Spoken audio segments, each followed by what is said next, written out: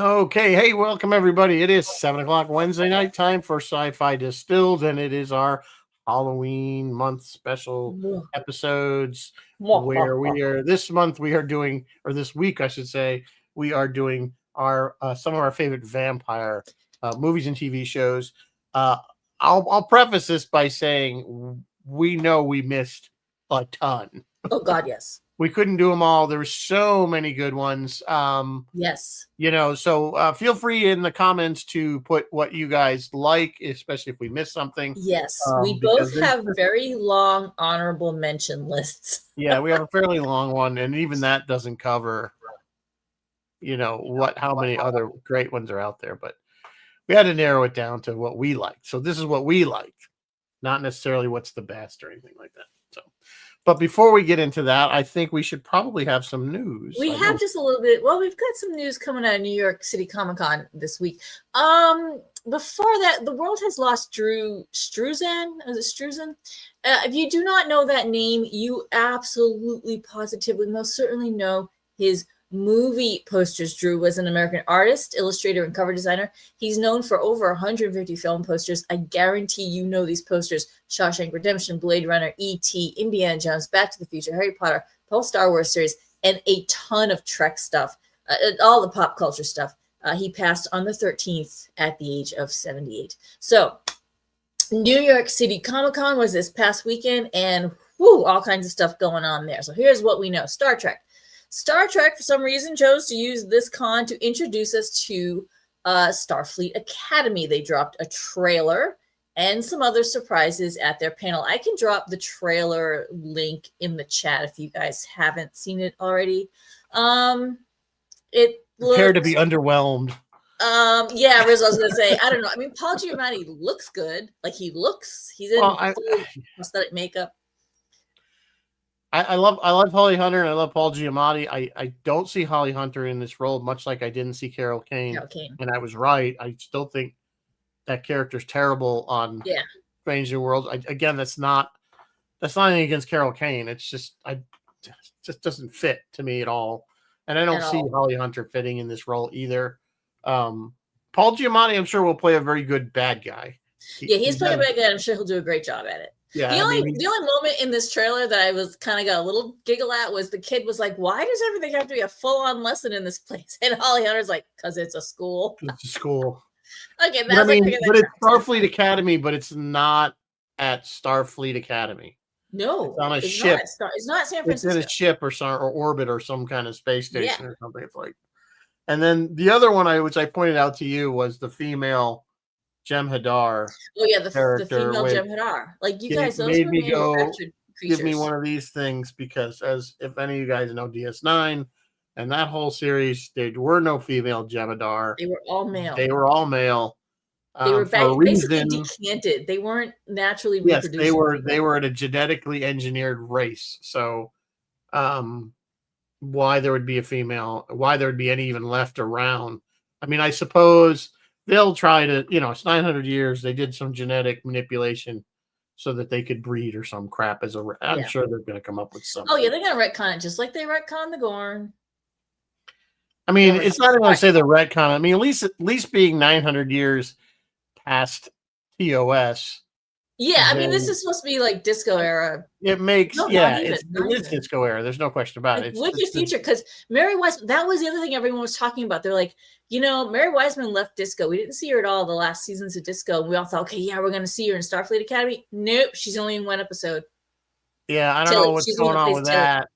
The other thing, we are seeing Robert Picardo as the actual EMH doctor who is still alive, if that's a thing for someone who's digital and AI. Still plugged in. He still has power. Well, remember, he had, even in Voyager, he had his little thing he wore that could make him go anywhere he wanted to.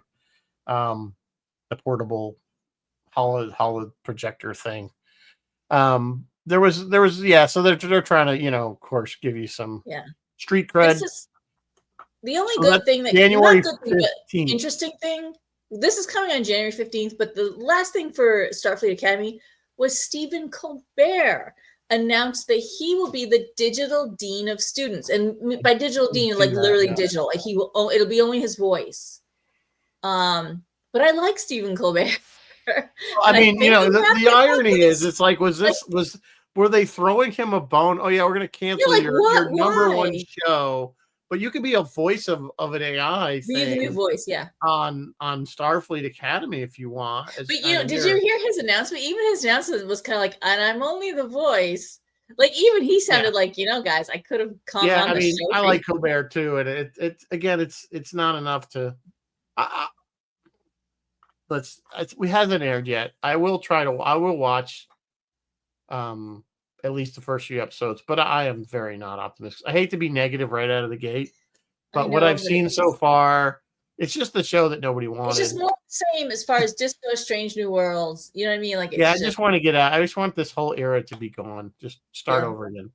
But they have that. It's being pitched, and it's words. I don't know how serious they are, but is the kind of the not reboot of Enterprise, but kind of a sequel to Enterprise where they're going to get Bakula as president of the Federation. They've been pitching this idea. Yeah. I think it wouldn't be a space that with the way they're promoting it or saying it's not going to be like out in space and fighting aliens. It's going to be more like the West Wing meets I have Star a quote Trek. I actually have a quote about that. It's supposed to be called Star Trek United. You mean the Archer thing, right? Yeah, a political series about President Archer. And it's Star Trek United is conceived as a prestigious political thriller about President Archer and his adult children, akin to Star Wars Andor. This is a pervasive concept that would push Star Trek where it's never gone before. I would be okay if they could get to Andor, Star Wars Andor levels. If they could actually hit that level. I mentioned somebody, I think Drexler had posted it, and I basically said, the West Wing meets Star Trek, and I kind of said, yes, please. Adam Nimoy liked it, I might add, not like my comment. Adam Nimoy liked my comment. So, I agree. I wouldn't mind a political Trek. So I think it would be a neat change, and if they do it right, and I'd love to see Bakula back. I would love to see Bakula back. I think there's something there if they would, but I know Kurtzman and the other idiots at Paramount will be like, no, that's going backwards. We don't want to do that. So anyway, it depends on the writing. It all depends on the writing. I mean, what do you? The other thing that came out of New York City Comic-Con for Star Trek was the audience there got to see a clip or a little brief glimpse of the Puppet episode. Yeah. It's directed by Jordan Canning, who directed some Fraggle Rock. The puppets in question were created by Jim Henson's Creature Shop. So does that technically make them Muppets and not puppets? I don't know. I don't know. But I don't know. It doesn't make it any better. No. I don't get this. I really don't get what Strange New Worlds is doing. Like they're forcing these silly episodes. Like they're telling us you need to like these. These have to be in here. Like that's going to be like I need to have your bread and butter episodes first. Give me that. Hey, we've had this conversation ad nauseum at 10 episodes, and a lot of people are coming out. More and more producers and famous people that are saying we need more than 10 episodes of any TV show, not just all these shows are too short and too short. You don't build up a fan base if the people can't come to know and love the characters. And not only are they too short, there's too much time between seasons. Yeah. Generally, waiting a year and a half to 2 years or more in some cases, Stranger Things, we lose interest. I don't know how it's amazing that they don't get this. Like, people are going to lose interest in these shows. Yeah. So anyway. All right. Anything else coming out of New York City? New York City Comic-Con, Sigourney Weaver was on a panel, and she says she's actually met with execs about a new Alien script. It is being written by Walter Hill. Walter Hill Giller, Giler, whatever. Walter and David took Dan O'Bannon. Dan O'Bannon had written this thing called Star Beast. Walter Hill took this thing and shaped it into what became Alien. So when Sigourney Weaver says, hey, I'm reading a script by Walter Hill, that gives me hope. It might, hopefully he is going to keep it, in the same We're going to bring Ellen Ripley back again. Till you're 90. Bring Ellen back. Until you're 90, they're going to keep. Until you're 90. What else came out of New York City? We got Game of Thrones spinoff, Night of the Seven Kingdoms, whoop-de-doo, sneak peek at the next season of Invincible, which is in March. First look at the season 3 of the Vampire Lestat series, which, interestingly, that show used to be called Interview with a Vampire. It was a TV show. And this season, season 3, they're like, no, we're going to change the name. Now it's the Vampire Lestat, which is weird. I cannot think of any other show straight up changing its name in the middle of its run like that. Star Trek Enterprise did that because remember, I think with the first 2 seasons, they didn't change their name. No, they added Star Trek to the beginning of it. It was just when it originally aired, it was just Enterprise, not Star Trek Enterprise. No, Star Trek Enterprise. Yeah, and they felt people weren't getting it, so they had to add the Star Trek in front of it. Weird. I can't think of any other show. So, guys, if you were watching Interview with a Vampire, it's no longer now. You need to go look for Vampire Lestat. Marvel dropped a teaser for Wonder Man, which, okay, whatever. Teaser for Daredevil Born Again, X-Men 97 teaser. I don't know what else is. WandaVision. They're still going to do, not WandaVision. What's the Vision spinoff? Vision Quest.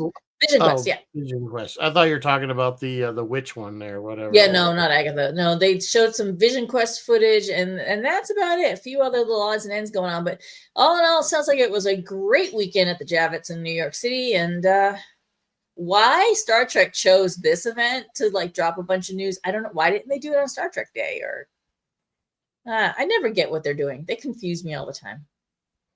Chris is saying Baba Black Sheep became the Black Sheep Squadron. I think I do. Was it ever called Baba? I think it was always called Black Sheep Squadron. I always thought it was called Black Sheep. Yeah, I thought it was always Black Sheep. Maybe he's right. Was it Happy Days too? Used to be had a longer name and they shortened it to just Happy Days, I believe. I remember too. Happy Days. But it had Happy. In other words, they didn't. I think what your point is that they're changing the name entirely. Not just adding or subtracting something from the they're really changing the name. So I think that's what you're getting at as being different. But yeah, we're in a very weird period of entertainment. Are we ever? I think they're all grasping at straws, and I don't know who these people they hire to make these decisions because some of the stuff seems like common sense and it's not working. So. Anyway, Bill wants to know if any of the characters in recent Star Trek were lovable. I guess they were. Some of them were lovable. What's lovable? What do you mean lovable, Bill? I'm going to say yes, but Rizzo reserves judgment. All right, while we're waiting for Bill to answer, Rizzo, what are we drinking tonight? Well, it's getting harder and harder to find. Guard our throats. And it's certainly every time we'll do a vampire movie or werewolf, it's getting harder and harder to find unique ones. But I did find this one. It's called Dracula's Blood. I should have probably, who knows, I might have done it already for all I know. I have so many drinks at the file. But this is 2 ounces of white, pretty easy. 2 ounces of white rum, 3/4 peach schnapps, black cherry juice, 2 teaspoons of grenadine, which is just, again, more. And sorry about the dogs. That sounds delicious. I'm very surprised you didn't find a drink with garlic in it. I did not look for one, but there probably is one. Probably is one. So, that looks delicious. Black cherry juice, I'm there.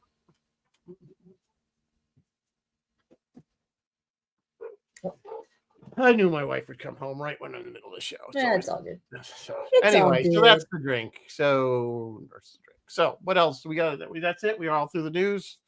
We're all through anything we're done with the news. I'm just Chris says the thing look hard to swallow. I think that's just garnish. I don't think you're supposed to eat those. Although they have the wax. It's like, did you guys ever get the wax? Remember the kids who used to get the wax one that were just basically like wax lips with fangs in them? They tasted good. They tasted kind of minty too when you chew on them after a while. They're just wax. I don't remember them having a particular flavor. I remember one I did go with Dracula one Halloween, and my mom couldn't find those that were in the picture, those plastic ones that you put in your mouth for the costume. So it's the only thing she could find were the stupid wax ones. And I hated it. Thought it was the worst. You're so mad. You were like, Mom, didn't look right. Yes. This isn't authentic. stupid. So, but anyway, poor mom. Oh, that's funny. I'm sure I gave her a lot of crap that she didn't deserve for that. Anyway, all right. Yeah, so moving on. on. All right, let's do it. Let's talk about vampires. I went first last time, so you're up first. So okay. Your number 3 pick was this Cirque du Freak, the Vampire Assistant. Now, I've never seen this, so talk. Okay. This is a great movie. So I have chosen 3 movies tonight that all brought something new and fresh to the universe of the lore of vampires in their era, in their day when they came out. They've probably since been eclipsed or outdated, but at the moment when this thing came out, I thought it was so cute and fresh and original. It is based off a book series, Cirque du Freak book series, and it just was a really refreshing alternative.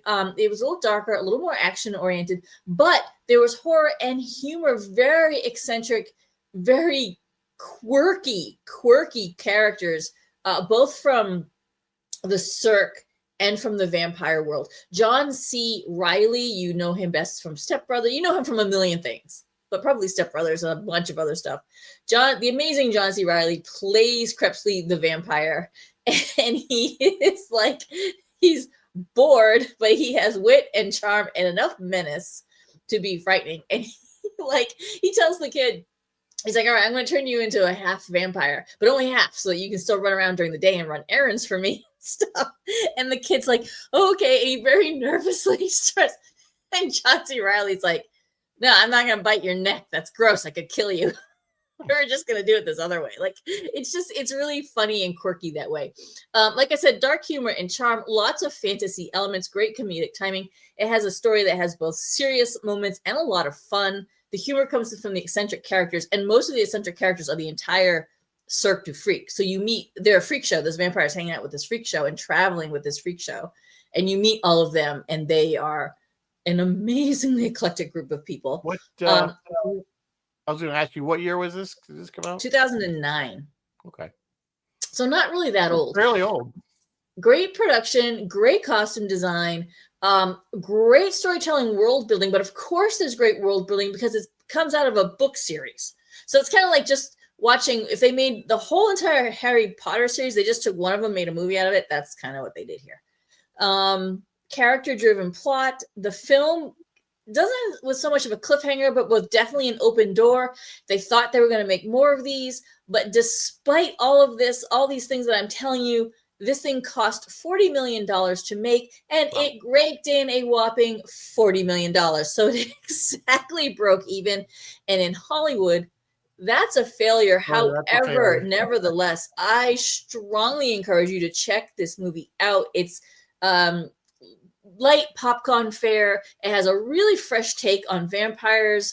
It has vampires and something called Vampanese, which is really interesting. And they have their own intricate society and their own new rituals and you know what I mean, like new, what do you call the things like vampires do this and vampires do that? Tropes, I guess tropes. So yeah, so that's my take on Cirque du Freak, the Vampire's Assistant, and it was different and original and refreshing back when I first saw it in 2009. So I recommend just check it out. I think I remember the trailers for it. I have not ever seen it. I generally don't seek out a lot of vampire movies to begin with. It's just not my thing. It's not my thing, but around Halloween time, they're always around. It is Halloween time, yeah. So, maybe I'll give it a shot. Maybe I'll give it a shot one day. Bill did answer your question. He said we had said we needed more episodes to fall in love with the characters. And he's like, were any of the characters, candidates for being lovable? And I'm going to go with it. Yeah, Strange New Worlds has some interesting characters if they would just tell them correctly. And I don't mean Spock. I mean, like, Melissa Navia's character. She could have been interesting. I was excited to hear that What's Her Bucket was playing number 1, and I wanted more of her, and I'm not getting any. Yeah, I'm not saying any of them have reached out and said, "Oh, I love that character, the way they play it," or it's just they've all been kind of just middle of the road, you know. Yes, Spock's been a straight up disappointment, and I Spock love you. they just have no clue. We've talked about this. I don't want to derail the whole show. Yeah. They just have no clue how to write Vulcans in general, and specifically Spock. No, but if they're gonna write any of the original characters, and that includes Spock, Uhura, Scotty, Chapel, none of them are fitting what the original characters. None of them. None of them fit. None of them are true to life. It's ones that are from TOS. None of them have any connection to, in my mind. They don't feel like this, like any. Scotty would be the only one that's close, but because of the age screw up, in my opinion, it's not working. Yeah. So, Bill, you can be Spock is Fonzie now. You can be cynical any day. So yeah, that's The Vampire's Assistant. I highly recommend it. It's a quirky little piece of fluff that you will enjoy and hopefully get a laugh out of. The end. Okay. So my number 3 was From Dusk Till Dawn. Great choice. This is of course a Quentin Tarantino movie. It is typical Quentin Tarantino movie. It has a lot of action in it. It's got George Clooney in it. I mean, come on now. I mean, that alone. I mean, but it's got a lot of them. Juliette Lewis, Quentin Tarantino, of course, Salma Hayek is in this. Danny Trejo is in it. I mean, it just Cheech Marin's. It just keeps going. I think I already mentioned Harvey Keitel. I mean, he's pulling out like this is like going back to his well. Tom Savini. I mean, it just keep going and going and going with who's in this. So right from that John Saxon is in this movie. Trying to think of who else. A lot of other people you might recognize. However, so you know, it's a really good. I don't know. This is a very young. What year was this? 1996. So we got a young Clooney. He's probably just fresh off of ER by this point. I'm guessing somewhere in there. Or still on it, maybe. Was it still on 96? I'm not sure. So the basic premise is, you know, we got these two guys that are criminals and they're on the run, and they end up at this bar that turns out to be a vampire bar. And it's basically stumbling into a gay bar. Yeah, so it's very much it's so Tarantino, because if you've seen Desperado, which is another great movie, it has a lot of that in it, which again, it goes back, he pulls a lot of the same actors in it. There's a ton of gunplay in this, if you know you're into that sort of thing. Yeah, I don't know really what else specifically to say about it other than it's a fun movie. It's definitely not for the sensitive people, if that makes any sense. No, it was pretty violent. Yeah, it's pretty violent, as any Tarantino movie. Language, violence. Salma Hayek probably looking her best. Bill Rizzo, you were correct. What's that? You were correct. What was I correct about? You're season 9. Yeah, so I figured he was just right. Yeah, because if you look at the movie, you'll see that he's just so young. I mean, he just looks, you know. I mean, of course, he's a phenomenal actor, which is why he, you know, is still making movies to this day. A lot of movies, made some great movies. But again, it is very Tarantino-esque. I mean, it's got everything in it that you would expect. I don't really know what else. Have you seen this one, Mary Beth? You know, it has been a hot minute. You know, it has been a hot minute. I did see it once upon, probably back in the 90s. And, you know, now that I'm thinking about it, I'm like trying to conjure up some scenes in my head. And I'm like, I don't remember any of those scenes. Yeah. So to me, it's a roller coaster like most Tarantino films. I loved Desperado, which I believe came out before this. I may be wrong. And it's a lot like that. I think Desperado's a little bit better movie. I think the action, the way it is, but it's that over the top, you know, of violence that we always come to know from Tarantino, and that kind of graphicness that he portrays his movie. But, you know, I mean, if you like Pulp Fiction, if you liked Reservoir Dogs, if you liked Desperado, you will like this movie. You know what I'm saying? It fits his typical formula. Yes. But yeah, so it's not just graphic and violence. There's quite a bit of nudity, if I remember, in this. So I don't know what else to say about it other than I really liked it. It's certainly Does it not hold up? I haven't seen it since I whatever. I did not rewatch it. I didn't have time to rewatch any of these movies. But does it hold? It probably holds up as well as any of his movies of that. Like I said, Desperado. I can still watch Desperado. It's still good. The one with Antonio Banderas. Have you seen that one? I assume. Yes. No, yeah. Desperado? No, I've not Desperado is another great one. So it's that one's got, again, a great cast. It's Steve Buscemi. It's got, of course, Steve Buscemi's awesome. Cheech Marin is in that one as well. Yeah, Bill, tell Mary that I too am right with her. I'm not big on certain, like I have a violence line limit, and then I'm like, okay, we're done with the violence today. Well, I mean, yeah, I mean, it's not necessarily for everyone. If you like that genre, like I said, if you like Desperado, if you liked Pulp Fiction, you know, that kind of thing. Pulp Fiction, of course, was his masterpiece. I mean, the quote of, I always say Pulp Fiction wasn't about the story. It was just about the dialogue. You know, this movie isn't really, it has some really good lines and stuff in it. I'm not saying that, but I think it's well written, but it's not about the dialogue. Like, because he kind of did the same thing when he did Reservoir Dogs, which predated Pulp Fiction. If you watch that, that's all about the interactions between people, not so much. You like to watch people shooting each other. May I recommend Quentin Tarantino? Yeah. There's always that they were always doing that tease that he was going to do a Star Trek film. Yeah. Did you imagine? And it was like going to be a shoot 'em up too. I mean, a Tarantino Star Trek film would have been, I don't know, it would have been all phasers and torpedoes. It would have been all phasers and maybe space battles. Yeah, I just don't see him as the right director for that. I don't even think he would know what to do with a space battle. I think he likes the personal stuff, like the one-on-one. I'm going to shoot. Yeah, he's good at gun battles and that kind of thing. And again, it's there's in this movie, just like in Desperado, there's a lot of suspension of disbelief in the physics of things. You know, the way people are being slaughtered, so to speak. But anyway, we'll move on since for your next one.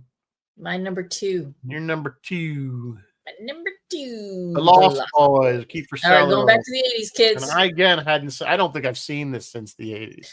Yeah, you know, I got to be honest. I rewatched my number 3 and I rewatched my number 1. I didn't have time to rewatch this. Okay, so I said all of my films were bringing something new, where Cirque du Freak brought dark fantasy combined with comedy. The Lost Boys brings us that 80s vibe plus like mix in The Outsiders and mix in like the look at the hair and the leather jackets. This for 1980s teenage girls was, believe it or not, kids, sexy. So here we brought in the sexy vampire. So yeah, like I said, this thing has a distinct 80s vibe. It has a killer soundtrack. The when they vamp out, and it introduced the phrase vamp out, which then got picked up by Buffy and got used throughout, both in the movie but also in the TV series Buffy the Vampire Slayer, vamp out. With these guys, the design on the vampires was like next level when they vamp out. But it does have some comedy in it, but it has a lot more scare because it really is a true horror. But then they wove in these weird, like not weird, I shouldn't say weird, but they like the least expected coming of age themes. And it was a lot like The Outsiders. Like it was teenage boys trying to find their place in society, which is pretty interesting. Yeah. Had a memorable cast. It captures the whole look and feel of the 80s and like what was going on then. This cast was stylish and cool, but they were dangerous vampires. And so that was somehow alluring. Like the danger was alluring. And it stands out. The soundtrack is considered one of the best in film history. I can still hear some of this. Like some of those tracks are still played today. including especially People Estranged by the Doors, which is a really great track. It introduces this cool new vampire, like I said, that was sexy. But this went on to influence how vampires were portrayed later, including movies like Twilight. So it kind of introduced a whole new, the hot, sexy teenage boy vampire. This is not Lestat or What We Do in Shadows. It is not the Victorian era style. These guys were modern vampires.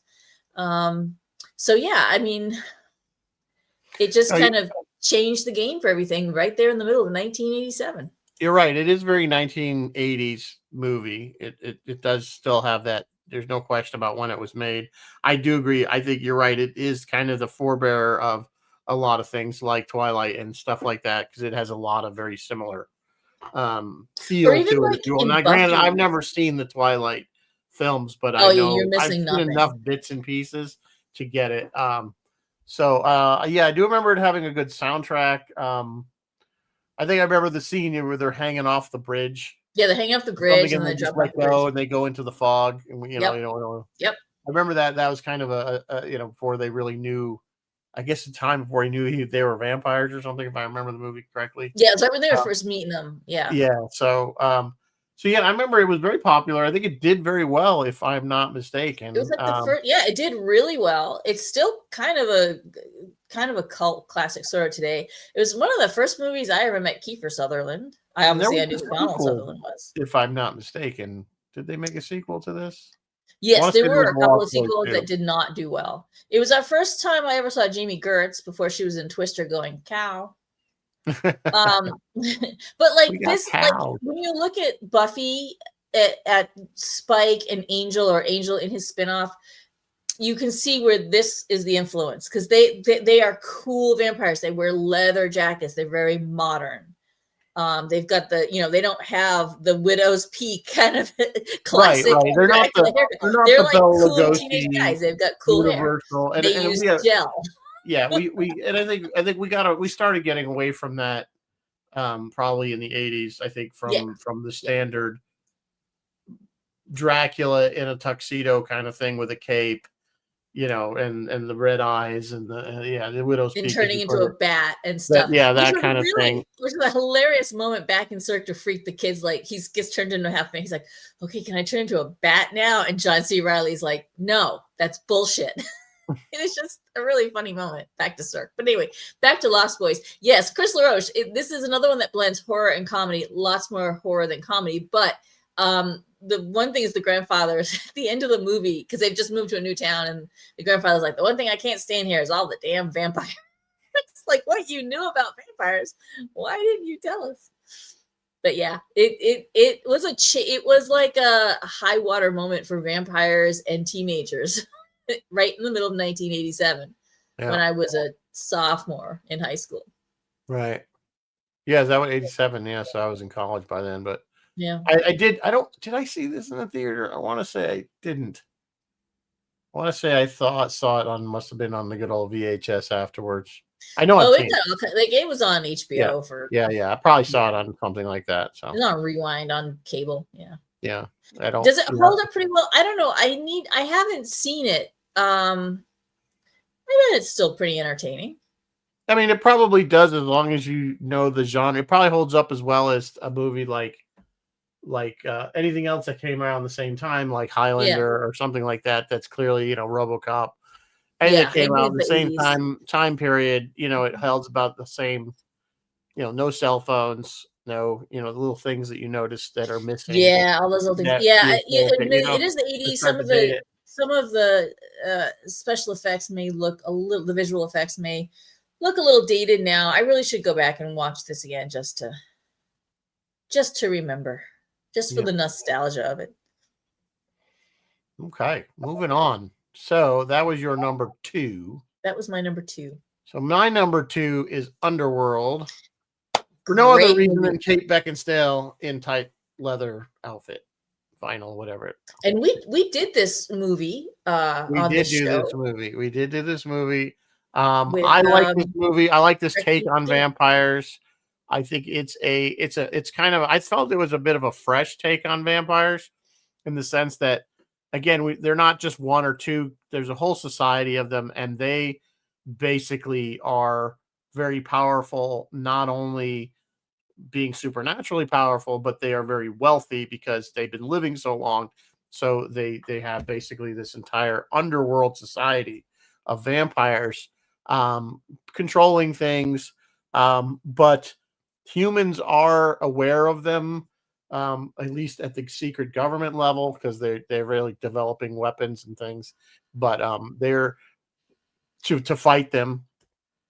But they have the interesting part, I think, what they did with this film was they took that connection. We were talking about this before the show started, the connection that vampires seem to have to werewolves. Yes. And again, I don't know where that started. I know it goes all the way back to the Bela Lugosi era of Dracula, of being able to control the werewolf, or wolves in general.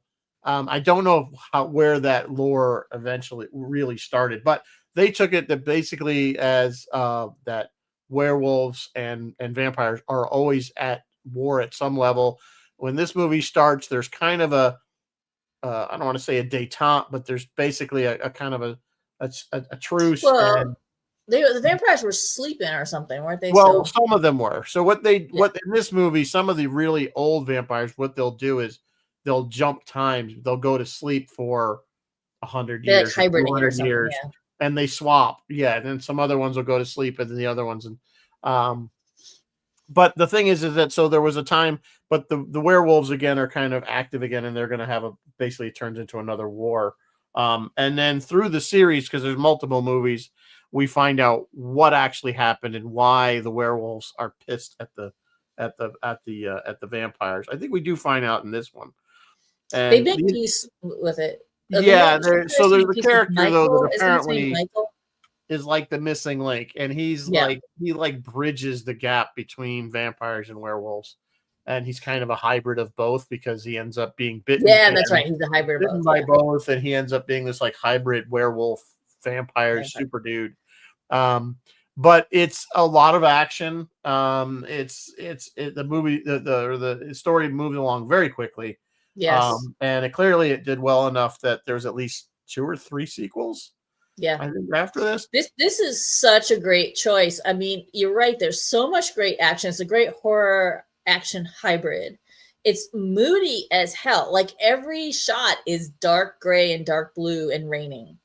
You know what I mean? It's got that moody city at night in the rain. Yep. To every single scene, even when they're inside, it's dark and raining. I don't think there's any daylight scenes. If there are, they're very few and they're very brief. But there's a lot of fighting, and then of course Celine, who's Kate's character, she's like an enforcer, so she basically goes out and hunts these werewolves. That's her job, and then realize that there's something funny going on, rotten in Denmark, as it were. And that she finds out that her own people were kind of instigating some of the problems that they were having with the werewolves and trying to wipe them out and all that stuff. So it's a pretty good story, really. I just like the take on it as far as the vampire lore goes. It's not your typical vampire movie where you have the one vampire that's kind of terrorizing a town, that kind of thing. So some interesting weapons they developed. The humans develop weapons that basically are in like light bombs or something. They shoot people, and of course the vampires have bullets that shoot silver, like a liquid silver or something in them. Yes, kills werewolves. So it's got some really interesting stuff like that. Like I said, the gunplay is great. I think the story is okay, and like Kate Beckinsale's not hard to look at. So there's that. And she did pretty good too. So that's a great choice. That's really all I had to say. I do like this movie. I did like the sequels. Like I said, I think it's probably up there, except for my next, which is my number one, which would probably be my next, which we'll get there. So yeah, that's really how the thoughts I have on that. Chris LaRoche is saying, so I guess he's referring to the werewolf vampire connection. It's in the Dracula novel. Okay. Yeah, Chris, we were talking about how many vampire movies have werewolves. It's like automatic. Oh, tell a vampire story. We're gonna have to include the werewolves. Okay. Yep. Well, like Bela Lugosi, he would control them. Like he controlled the werewolf, the wolf man. You know what I'm saying? He could do more than he did than just when he mesmerized humans, kind of thing. So anyway, all right, moving on. You're number one now. What's my number one? You're number one. Numero uno. Bram Stoker's Dracula. I had this definitely on my honorable mention list for me. So it is a great and Underworld was on my honorable mention. So, yeah. So this goes back. What year was this now? This is 1990. Right? I wrote it down. 1992. 92? Is it that old? Yes. Can you believe it? It is that old. I do remember this had a lot of hype around it when it came out. It was much discussed really when it came out. My favorite part of this movie is Gary Oldman. As he is in about every movie that he's in, Gary Oldman's my favorite. I rewatched it and I was like, "Oh my god, baby Gary!" Because he looks so young. Yeah, he's very young, of course. Yeah, he's young in this. What was the movie he did with Natalie Portman? That was great. She was very, very young. She was a child. But she was like I don't know, but she was in that the Marksman, or who was the guy that shot the French guy, the French star. Yes, that's the movie I'm talking about. Yeah, Gary Oldman is in this as he's the bad guy. He's just a phenomenal actor. Just a phenomenal actor. And she's the kid, and he's the he's the sniper. Assassin or the I forget. Somebody will know. Whatever. I'll think of it. All right, let me do my spiel on do your spiel. Bram Stoker here. So where my first movie brought us dark, quirky fantasy, and my second movie brought us 1980s sexy, whatever, just sex. Mostly it just brought us sex. This thing brought us romanticism and psychology. This was a weird little expressionistic movie. So Bram Stoker's Dracula, widely acclaimed for it being lush and operatic and artistic. It's not a conventional horror film. It's really not all that horrible. It's not super, super scary, but it is ambitious and it's visually stunning and it's romantic. And what's his bucket? What's his bucket? The director, whose name I know, Francis Ford Coppola, was like, I want to bring back the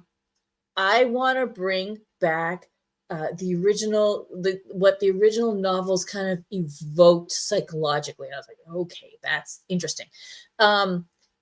He made the deliberate choice to use only in-camera and practical effects with almost no, and it was 92, so computer stuff would have been in its infancy, but it was there. But he did all in-camera, which is great because it's a really nice nod back to both the Hammer films and the original Dracula. It had a very Hammer film feel to it. It did, and yet it was so much more. There's a lot of it was way more advanced, so to speak, than that. But it did have the vibe. But and the costumes were amazing. The production design was incredible. The way they designed Gary Oldman as Dracula, you see him in a couple different incarnations as very, very old and as a young man. He looks stunning in all of them. And they completely redesigned Dracula because you think, okay, they're going to do a nod back to the early Dracula. They'll go back to the cape and the widow's peak. Nope. This was the old Dracula, had gray hair that was like piled up and curled on his head and all kinds of weird. Like, you got to remember, weird. The Widow's Peak and that was Universal.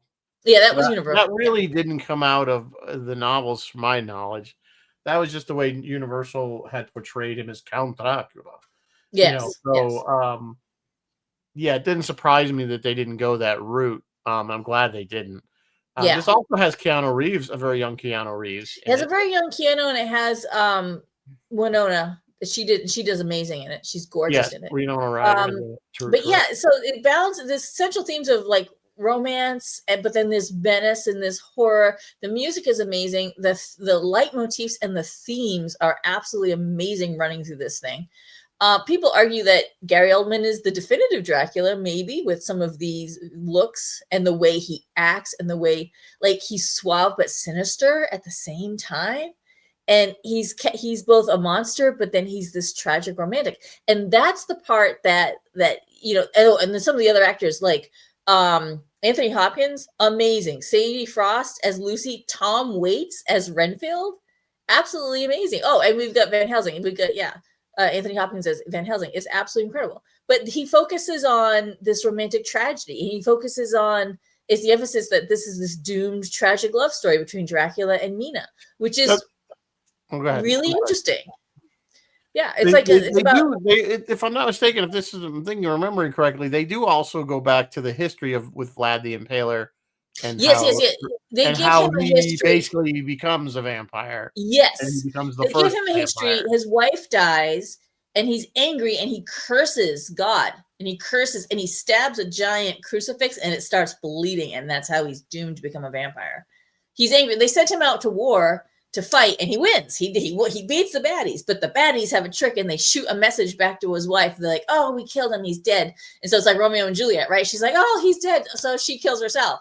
So he comes home all victorious, like, I won. And he comes in and his wife's dead. And he's like, oh, well, fuck God. Let me just kill this crucifix real quick. But yeah, it is, he's immortal. There's this unrequited love. It's a well-known horror story, but he turns it, Francis Ford Coppola somehow turned it into this emotional melodrama. Like, it is a completely different take on Dracula, which is why I included it in my number one spot for Draculas that are different from all the Draculas that came before them. It is worthy of it. It kind of reminds me of, like, basically, the original Frankenstein, Mary Shelley's Frankenstein, which was really the monster building part was almost a side story.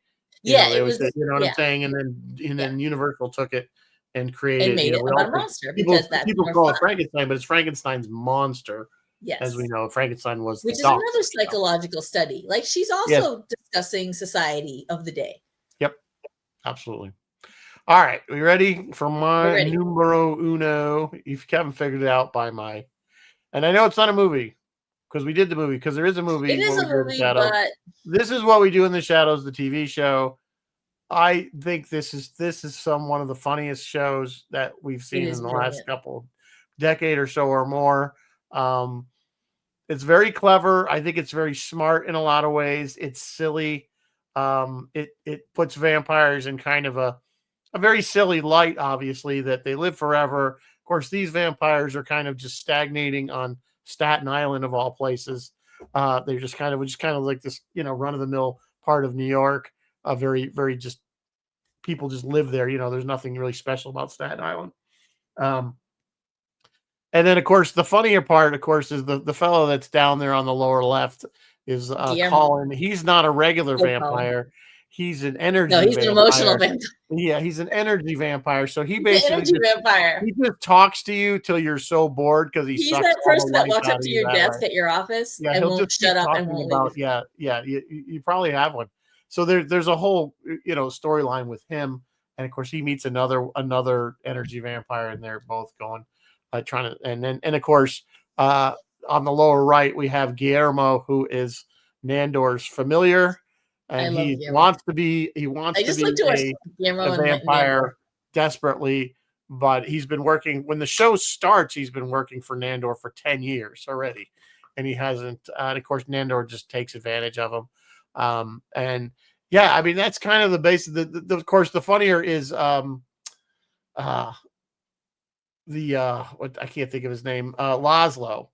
Yeah, Laszlo and Nadia. Which is Matt Berry, which if you've heard his voice, his voice is very popular. He's been in a ton of stuff. Yeah. But his character alone is hysterical. He's kind of an inventor. So he always comes up with this, and then he does like his hobby is making topiary that looks like famous people's vaginas. Yeah. I know it's a little crass, but it's really cool. You don't have to see any of them. No, you don't really see it. I mean, it's a topiary. It's made out of a bush. Ha. It's a bush. I think, but some of the funniest scenes. I mean, when they get the the count, the higher level. Yeah, Doug Jones, who we know from played by Doug Jones, and Guillermo accidentally kills him and burns him up. Opens the door when it's daylight. And then there's a scene where I don't know how they get there, but they raise him up, but he's just a burnt corpse. Yeah, he's just a burnt corpse, and he slowly is coming back. But there's a scene where they're looking for somebody, and they're in a toy store, and like it's closed at night, of course. And all of a sudden, here comes the Count, all this burnt corpse, but he's in one of those little kids' Power Wheels cars, and he's driving around. I mean, it's just, I don't know why I find it hysterical. Maybe you don't. It's hilarious. It's like, and I don't know if they redid some of the gags in the show from the TV, but they're like, of course we steal clothing from our victims because sometimes you're biting someone and then all of a sudden you're like, oh hey, those are really cool pants. It's kind of cute, right? Steal their pants. So all the funny quotes are from this show. This show, of course, has finished its run. I think it went 5 or 6 seasons. 5 or 6, yeah. Of about 13 episodes per season. It's on FX, which I believe is Hulu. You can get it on Hulu. I recommend it. It's a bit of a slow startup, so don't watch the first episode. Oh, it's not very funny. I'm not watching it. Give it like 2 or 3 episodes before you decide. I think it's funny. I think it's one of the best vampire movies, film, or should be shows that I've watched in a very long time. Just because I love the take on it, that they're not really scary. Obviously, they're just silly and kind of pathetic in some ways. Yeah, they're just struggling with life in New York City in the 2000s. So we got 8 minutes to rip through our honorable mentions. So our first honorable mention is, of course, the original 1931 Dracula with Bela Lugosi. This kind of was, of course, what started the vampire craze, I think, in a lot of ways, as far as the Universal monsters. Of course, they came with Frankenstein and the Mummy and the Wolfman. So we got all those classic, what we call the classic Universal monsters. But we have to give it to Bela and the original Dracula for that starting it out. Really, yeah. All hail Bela. So, I mean, we wouldn't be probably talking about it if they weren't making these. Why vampires are so popular? Somebody I'm sure has written studies on it. Like, I don't know why. And there's tons of psychology and sexuality behind vampires. Sure. I think for a lot of people, it's an escape of their regular lives that may be something more interesting. So, so that's one. Now, these aren't, by the way, in any particular order. In no particular order. So our next honorable mention is Interview with the Vampire. Again, this is this was a really great film, of course, based on Mary Shelley. Not Mary, Anne Rice. Anne Rice. Right? Anne Rice. Yeah. Tom Cruise, and of course it has the cast is amazing in this as well. Because Kirsten Dunst, Tom Cruise. Kirsten Dunst alone, it's funny because when I saw this movie and I said, she's going to grow up to be, that kid's going to be up, not only be a good actor, she's going to end up being a beautiful girl. You could just tell, even when she was that young, and I was right. So, but yeah, she was really, considering how young she was really a good actress. And that was a tough role.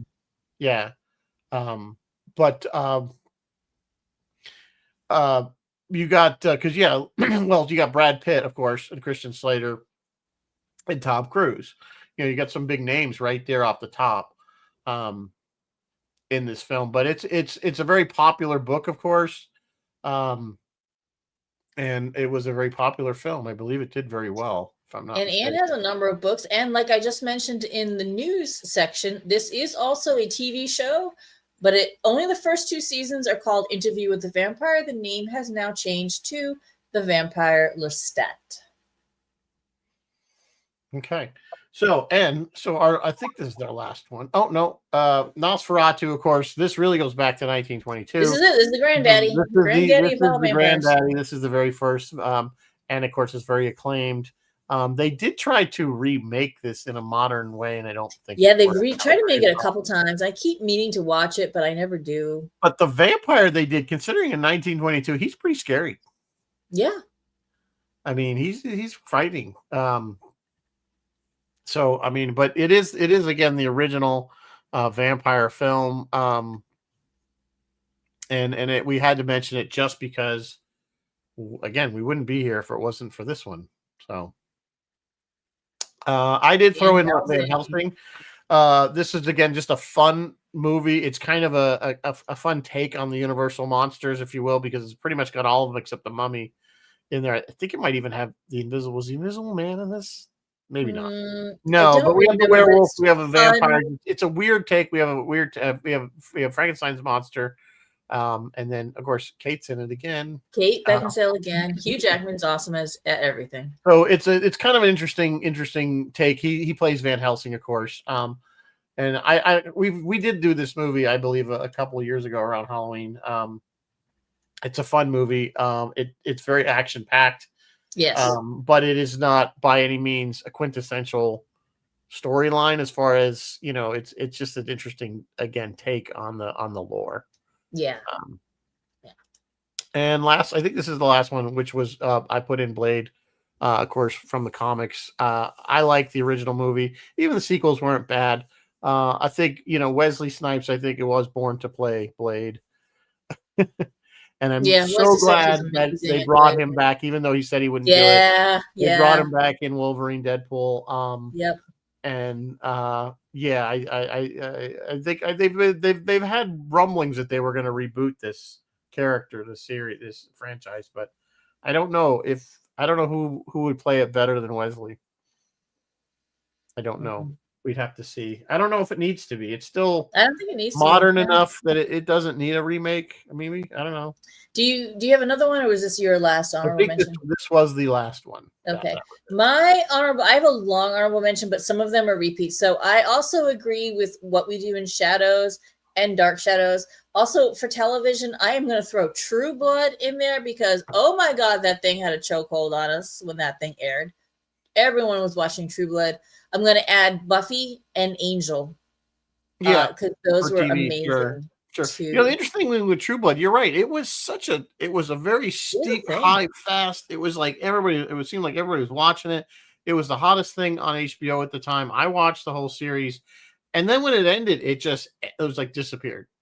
Yeah. Like it just you almost like it never happened. It never happened. Most most movie stuff, there's like Comic-Con, like those actors will milk it and they'll be at the Comic-Con. It's like I'm saying, it's just like it's like disappeared. It's like what happened? Like nobody talks about True Blood. Some TV shows have their and that was based. I want to say that was based either on a comic or a novel or something. That wasn't. I don't know what it was based on. I think it was. Yeah, I think it was because basically the premise was that vampires came out into the open because the Japanese invented artificial blood that they could drink. Yeah, the artificial blood. Drinking humans, they could pop the soda or whatever. So they had nightclubs and stuff. And again, here we go. It's from Lost Boys. It's the sexy vampire, and these vampires were sexy. If you are a person that is sensitive to strong sexual themes, you may not want to watch. You may not want this. This is also the show that Vampire Pam taught me a word that I use all the time that is politically incorrect, but I don't care. Fucktarded. I use that sometimes. So great. All right, back to my honorable mentions. I also had Van Helsing. I had Abraham Lincoln Vampire Hunter. That is a good one. It's funny you mentioned that because I laughed when I saw the title of that. And then I watched it and I thought, this actually isn't a bad movie. No, it's not. It's not a bad movie. It's dopey setup, but it's a fun movie. Yeah. I had Underworld, which you already did. I had Renfield, the recent one with Nick Cage, it was funny. It was cute. I also had Blade, Nosferatu, Vampire Hunter D, and then there's the goofy ones like Dead and Loving It, Fright Night, Let the Right One In, Dusk Till Dawn, which you had on your list, Ultraviolet, Once Bitten, Salem's Lot, which Bill was just asking about. We should have mentioned that, especially the 1970 TV version, which was really good and very scary. Yes. Salem's Lot was really scary for a television movie or series. I think it was it a movie or was it a? No, I guess it was a movie. It wasn't a mini series. Yeah. They did do a mini series on it, I think, eventually, but it was a more modern version. Who was in that originally was what's his name from Starsky and Hutch? David Soul. David Soul was in that one. Oh, David Soul. Who's also, as you know, was in a Star Trek original series episode. Yes, he was. Yes, he was. He was one of the white-haired guys. Yep. Yeah. And please note, all of you, that neither Rizzo nor I mentioned Twilight. No, it's not. Again, this is what we like. Other people I'm sure what would you like have is your business, and I'm not going to different judge you. opinion on. You watch those vampire, and that's another movie that has like both vampires and werewolves perpetually in it together, perpetually tidy, like salt and pepper. They just go together. And so did True Blood. You remember? Oh yes. True Blood had the mix of werewolves. True Blood had all kinds of stuff, fairies and all kinds. Yeah, there was all kinds of. It got really weird. That's the thing. Although my first pick, Cirque, has all kinds of weird stuff too. So yeah. So all right. Well, look, it's 8 o'clock already. Who knew? Next Phil week, and Roy. Next week we're gonna do the same thing, but we're gonna do it with an Alien movie. Alien has to be seen. Alien has to be seen in the movie, not just spaceship. Yes, you have to actually see an alien, a creature. That's our criteria. Beyond that, wide open. So, what's Roy got going on? Roy, let me do Phil. Phil says regular show for him on Thursday. He's preempted by hockey Friday night, so he won't be on until 10:30. And if it doesn't rain on Sunday, he will be vending at Creekside Flea Market in Middleburg, New York. Everyone go out and check him out there. Roy, this Friday, tomorrow's Thursday, the day after tomorrow, Friday, October 17th at 7 p.m., he is doing Ghost Story from 1981. This is a supernatural horror film based on the 1979 novel of the same name. It stars, interestingly, in 1981. It stars Fred Astaire, Melvin Douglas, Douglas Fairbanks Jr., John Houseman, and Alice Creed. So I should probably check that movie out. It sounds interesting. Okay. And then so we did, by the way, we are going to do our Halloween special with Roy and Ross. And Chris LaRoche, guess what movie we're doing? They're coming over to our show. And yes, Chris LaRoche, you'll be happy to know that we decided to do Monster Squad. So we are going to do that as our thing. And of course, we will all be in costume. We'll be in costume. I have no idea what I'm going to wear. As per usual. I'm usually not the greatest at costumes anyway. So, but I'll come up with something as I always do. So that'll round out October. I don't know what November holds. November's going to be a very, again, we got Shatner. November's going to be a hot mess. Yeah, we got Shatner, Thanksgiving, and then I'm gone for several weeks after that. So we might not do much until from early November and until into mid December. There might be a bit of a break. Then we'll suddenly pop back up for Christmas. Yeah. So anyway, on that note, I will say good night. Live long and prosper. Well, and may the force be with you always. Good night. Bye, guys. Thanks for watching. Make sure you wear a scarf at night. And garlic. And a crucifix. There you go. Good night. Okay.